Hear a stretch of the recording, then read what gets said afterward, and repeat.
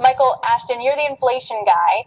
If you come inside the Bloomberg, this is the chart that freaks me out when it comes to saving for my daughter's college tuition. The white line, college tuition, the blue line, CPI. How bad is that divergence going to get? Well, you know, the interesting thing about that chart, about that divergence, is that what drives college tuition inflation is very different than what drives regular inflation. You know, colleges have two sources of revenues. One of them is tuitions, and the other is, if you're a private institution, it's your endowment. And so, you know, if you notice that white line was kind of flattening out, college tuition inflation has been coming down in the last several years, and it's because endowments have been doing so well. The problem is that, you know, if you were saving for college over the last 10 years and you were invested in stocks, you know, then God bless you. If you're saving for college over the next 10 years and you're invested in stocks, then God help you.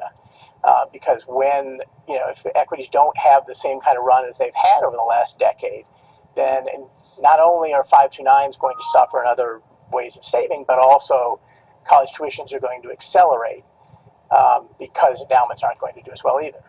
So, John, what's the solution? Well, the solution is twofold. One is that folks need to realize that student loan debt should be the last resort, not the first option when trying to pay for college. That's really important. And the government can do two things. One is they're currently allowing colleges to package student loans as part of the financial aid award letter. So when a student sees that, they say, oh, look at this, I get this money from the government. 2/3 of all the defaulters in the country are $10,000 of balance and less. So it's telling it's a completion problem. So we have to help people get through college a little bit quicker without all this debt. Well, actually, we have a chart we can put up, I think, the bar chart, that shows that basically what this says is that a lot of the debt is in fairly small amounts. It's not larger amounts, which you think is a good answer, but it turns out that's not true. All those yellow lines down there at the bottom for the smaller amounts actually tend to be people who never finish college, so they can't pay it back. That's the problem. That's exactly it. With 2/3 of almost 35% of defaulters have $5,000 balance. So they're going for a semester or two, and this is not for them. So they need to make wiser choices up front before they choose that college. Find a lower cost school, maybe try a community college first, see if college is for them. There are lots of options. So, Michael Ashton, you're going to help me before that becomes a problem, right? So if I can't make a good return in equities over the next 10 years, how can I then help myself pay for my daughter's college? Sure. I mean, look, if we want to solve the college debt crisis, the first thing we have to try to do is help people save so they don't have to take out so much debt. And so one of the things that we've done, you know, again, people are tending to invest in equities and you know, the 60-40 kind of approach, and that's not really the right kind of approach for saving for college.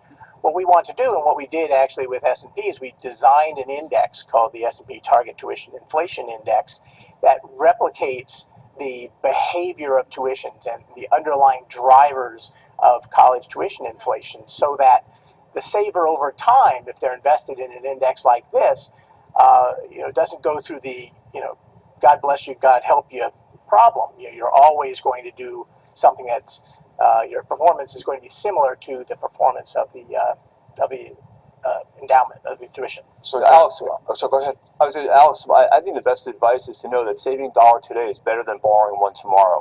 And the reality of this is whatever you can put away today is better. We're going to go through the market cycles, and we just want to be in a position where we have opportunity to have options down the road. Very wise advice. But let's assume I didn't get to Michael and didn't invest it properly to begin with, and now I've got the debt, or my child has the debt, and it's not the $5,000 kind, it's the $40,000, $50,000, $100,000 kind. What are my options? Well, this is part of the problem right now. There's a refi market, refinance market, much like the mortgage market, that's developing.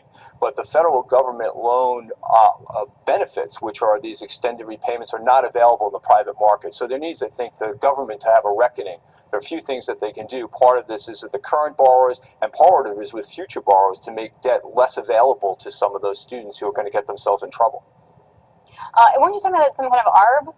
Like a student loan ARB based on that? I have a friend who actually has gone in and bought up student loans, because some of the student loans actually, it's without regard to the credit worthiness. And so in fact, they can refinance some of the more attractive ones at a much lower rate. That's right. And sort of split the difference with the person who's borrowed. And so the person makes some money on the ARB, but also the student doesn't have to pay as much debt back. That's a win-win. That's a win-win for sure.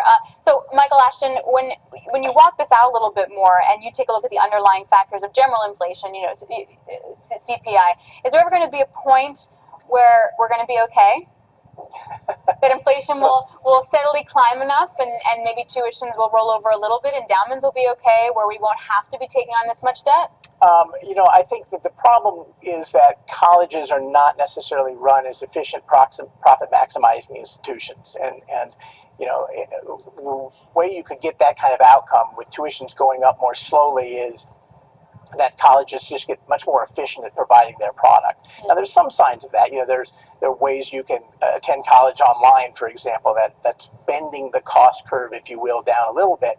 But at the end of the day, you basically have expenses of a university that are mostly you're paying for labor for professors, and there's only so much productivity enhancement you can provide in the classroom without ruining the product.